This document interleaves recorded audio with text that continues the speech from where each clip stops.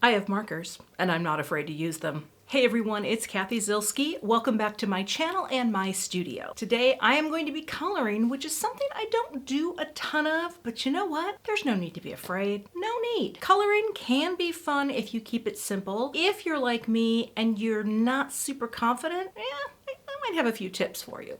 Not a lot. A few, but the products I'm using are darling and I can't wait to show you. So I'll stop talking. That card project is coming up next. Here's a look at the products I'll be using today from Pretty Pink Posh, and this just made me want to color. Now, you know I don't think of myself as a great colorer, but oh my goodness, the Pretty Pink Posh Fresh Berries, that is an adorable set with our strawberries, our little blueberries, our blackberries, love you very much, and the little container, so cute, right? And I have the coordinating dies as well, so I can cut all of these things out and create my little basket of berries. Now, I have two stencils today. One of them is this beautiful raised stencil, and I may use this as the background behind my berries. Or I want to show you the other stencil I have, which is layered strawberries. Now, this will make strawberries and leaves, but I don't know if that's overkill. I don't know yet, but I got to work this out in my brain. But we're going to start out by stamping out all of the things that I want to color. So let me grab some cardstock, ink, and my Misty, and we'll stamp. So I'm going to have to use 2 pieces of cardstock, and I'm using the Neenah Classic Crest in Solar White. And I'll pick these friends up like that. Make sure that's back in the corner. And I'm just going to rub my hand over this a little to prime the stamps because this is the first time I've been stamping with them. And I want to make sure that they are good to go. I will be using Memento Tuxedo Black ink because this is an alcohol-friendly marker, alcohol-marker-friendly ink. There we go. Oh, it's been so long since I've colored, so I'm excited. How wrong can it go? You know, are those famous last words? They might be. All right, we're in the corner, we're bringing it down, and I'll use my Stampin' Bug to apply nice even pressure over the Misty door. And I'm going to stamp again, just to make sure, and I can do this as many times as I want. I would rather lay down a few layers of ink, then press really hard because these have such pretty delicate lines. Okay. I think I'll hit it one more time because I keep missing right there. There we go. Let's try that again. That's why I love this tool. You just keep stamping and you make things look fantastic. Okay. You need a little more and you need a little more. The others look great, and I'll just press with my fingers this time just to add a nice bit of pressure, and that looks great. I will clean this up, and then I'm going to stamp out the other things that I want to stamp. I'll wipe this off with my chamois. Unfortunately, it's completely dried out, so I'll have to go wet this down. I'll stamp the others, and then we'll start coloring. I want to show you this little Copic marker swatch ring that I made. It's not as current as it needs to be. I need to add things to it. The main reason I did this was that so I could see exactly what each pen color looked like solid. Now, I do have another Copic marker chart that I don't really understand how to use, and someday that's my goal. It's a hex chart that I need to bring up here into my studio. Anywho, regardless, this is how I choose colors most of the time. And so I use this to pick out the reds for my strawberries, the blue for my blueberries, the greens for my leaves. And the only thing I haven't done, well, I don't have any of my browns in here. And so I just grabbed a bunch of browns that I'll just test out and see which will work best for my little bin. That's how I choose colors. It's so not fancy. And I'm also going to keep all of the greenery the same, so there's harmony among the elements, right? Because I don't even know how I'm going to arrange this yet. So I am going to put on some music, and I'll make sure to list the colors as well as show you the caps up here as we get started. But one other thing I want to show you on some of my pens, I have replaced the chisel nibs with this fine nib because my sketch markers, they come with the chisel and the brush, and sometimes I color in small areas much better with these. They are replaceable. And for the amount that I color, I'm not too concerned about refilling markers because you can damage your nibs when you're pulling them out. But I just wanted to show you that. And again, I'll make sure to link all of the nib things that I'm using, as well as a video that I recorded, and I'll pop a card up here. Just shows you how I pulled out the nibs. Okay, now we'll get started.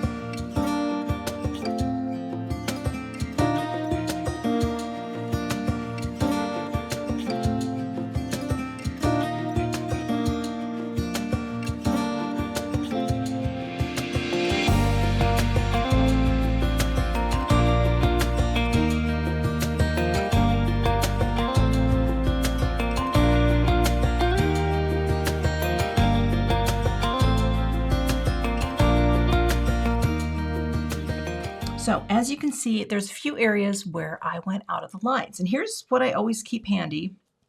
Let's move these aside.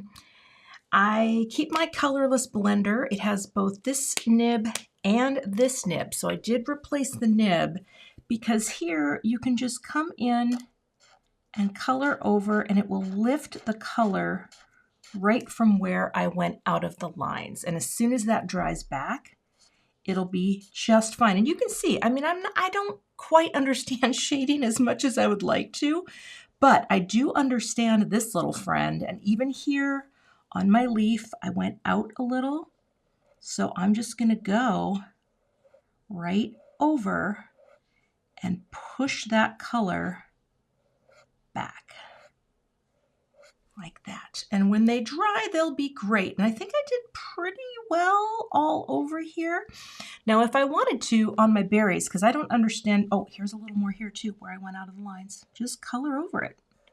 The coolest thing. It's like a, well, it's like a magic eraser. Like that.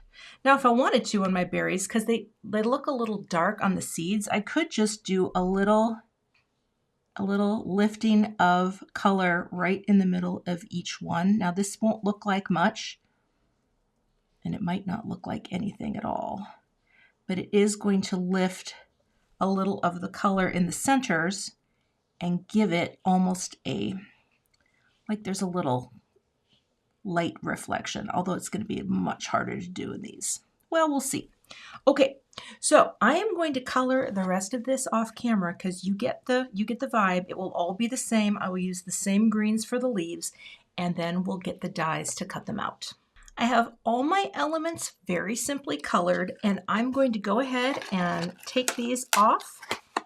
Make sure I get all the adhesive off the backs here, and I'm going to use my wire snips to cut apart the dies, and then we'll get them on to the paper so we can cut everything out. I've got the coordinating dies taped into place onto my cutting plates, and these are my double-sided die plates taped to clear plates, which is my preferred sandwich for my Gemini. Let's go over to the die cut cam and run that through.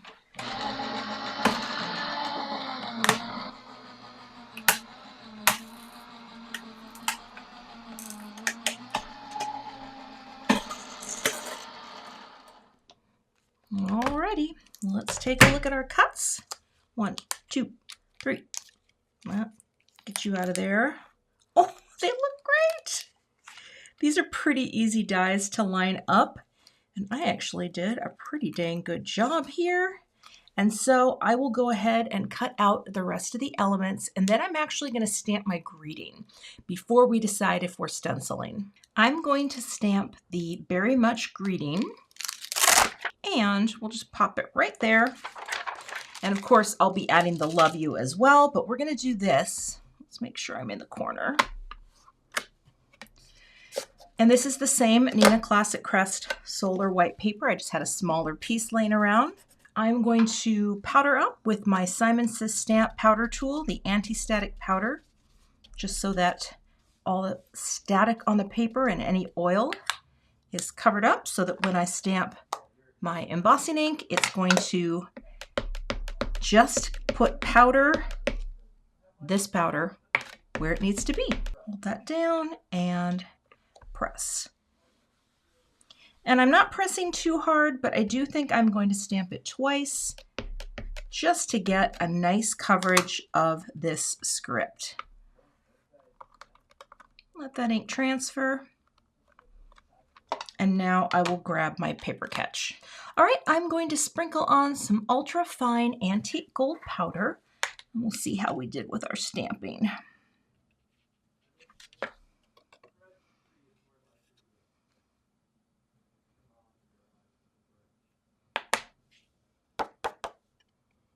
Looks good. Actually could have done a better job. You know what? I think I'm going to restamp it. No, that looks nice. That looks nice. I'll go ahead and heat up my heat tool and we'll melt the powder.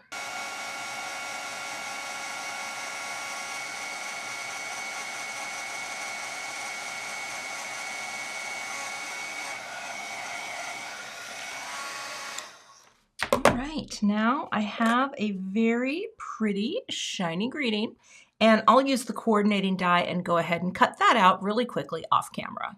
I don't want to have too many strawberry themes happening, so I have an idea. I am going to take this lovely stencil and I am going to get set up to dry emboss these rays onto this panel, which I've already trimmed down. Let me bring in my Spellbinders machine and show you how I do this. This is dry embossing, and this is the way I do it. Now, I do have the universal plates for my Spellbinders, so I've got platform A and platform B, but what I do with a stencil is I'm going to bring in E. It's a little dirty here, but I think this will be fine. Okay, we're going to go E. Let me make sure I got the right one. And then I'm going to bring in my stencil and my paper. Okay, so it's going to go matte, MPS, matte paper stencil. Now let me grab the top plate, and that is the adapter plate, and this should be enough pressure to press that impression. Let's see if it wants to go through. It does. You know what, it might need a little more, but we'll see. We're just going to come back. It's just going to give us that tone-on-tone texture, because I feel like the colors are so bright on this that I don't really think I need. Oh, there it is. Yep. Okay, and now when I lift this off, look at my cool texture. Let's see, let's catch it in the light. Isn't that fun? So it just adds a little visual interest by adding dry embossed texture to the panel. All right, now we're ready to start designing our card. I'm going to stamp on the basket here, and I'll just clear that out because I know I just want it to be basically centered right about here. I think that's fine. Now I'll pick this up. Guess what? We're going to go for it. Okay, I'm going to take, where's my Memento? Just a little bit here. And again, this is held into place. We're going to ink you up, and we're just going to bring it down and go run our finger because I want it to be a more gentle, not squished look. And this ink is great for this. Okay, that looks wonderful. I could do one more. And again, I'm just dropping it and lightly tapping the ink down. So that looks fantastic. And that will be underneath my Very Much. Okay, moving on. I've got my piece of cardstock here. This is 11 inches by 4 1/4, and I'm going to score it right at 5 1/2 to create a top folding US A2 note card. Then a nice press with my Teflon bone folder.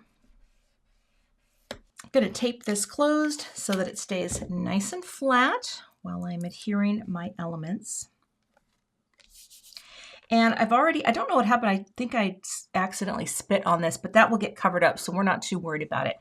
I've already put some foam tape on the back here so that this panel can be popped up. Now with the lighting in here, it's a little bright, so it's hard to see that nice little emboss, but it just adds that little bit of texture.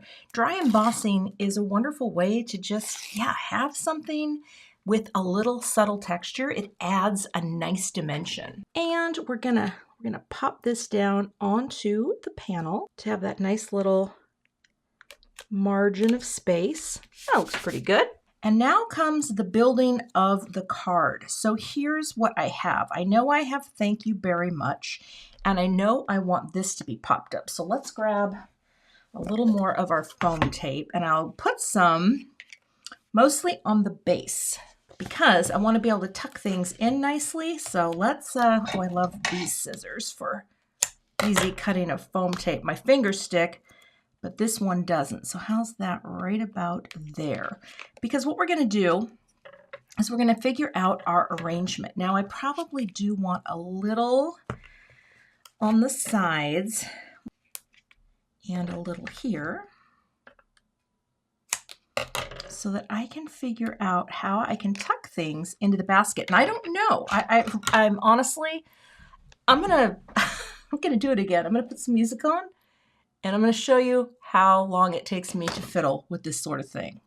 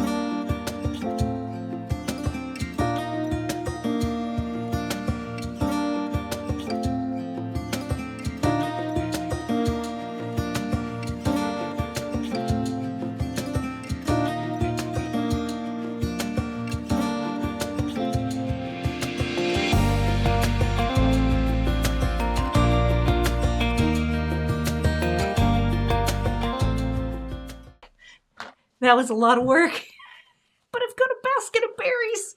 Now here's the thing, is this my strong, and look, I have a couple left over. Is this my strongest skill, designing a basket of berries? But no, but is this adorable? Yes, it's really cute. And, you can color really simply, and you don't have to be really fancy with it. My coloring is very simple, and you get better the more you practice, but I really love how this looks. The other thing that's cool about alcohol markers, especially if you're just getting started, and probably the coolest thing, is you can keep working what you have and it's not going to pill your paper. And that's part of the magic, right? Is that it really does blend beautifully, and you can keep layering in your colors. You can keep going over areas to blend. That's why we like our alcohol markers. Do you need to spend on Copics like I did? No.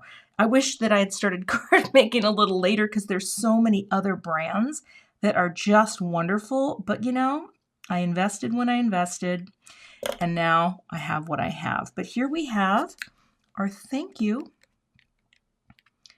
very much. I think that. Now, can you see why it's fun just to have the little bit of the dry embossing? And I mean, you could have stenciled color behind it too, but I think this is really cute. Now, do I want to put anything else on this? I don't think it needs it. I think this can stand on its own. There's so much happening with all the berries and little bits of dimension here. So that is my finished card project. I changed my mind. I think that this is feeling a little too unbalanced, having not enough leaves over here, or even just having another little friend here, right? I just want more greenery filled in. So I just really quickly cut and colored a couple more. And what I'm gonna do, let's get you in here. Sometimes you change your mind, that's okay. That is okay. We're gonna get one more under here to fill in more greenery.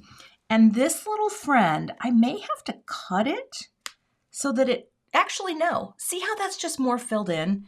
Yeah.